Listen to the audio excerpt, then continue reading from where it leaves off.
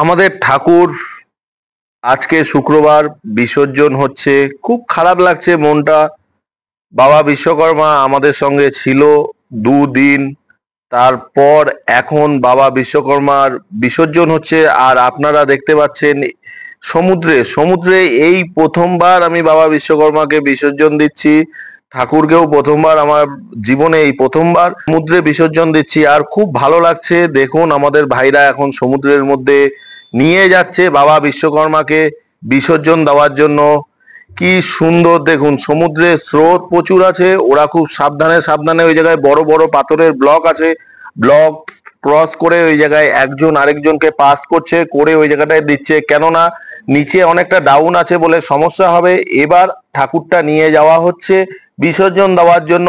দেখুন দুই ভাই নিয়ে যাচ্ছে এবার সমুদ্রে। আর এই প্রথমবার আপনাদেরকে দেখাচ্ছি সমুদ্রের মধ্যে ভগবানের বিসর্জন। সবাই মিলে বলবেন, আমার মা, তোমার মা, সবার মা, জয় মা। মা সবার মঙ্গল করুক, সবাইকে ভালো রাখুক, আপনারাও ভালো থাকবেন। এবার বাবা বাবা বিশ্বকর্মা জলের মধ্যে চলে গেল। আবার নেক্সট বছরের জন্য অপেক্ষা করব ভগবানকে আসার জন্য।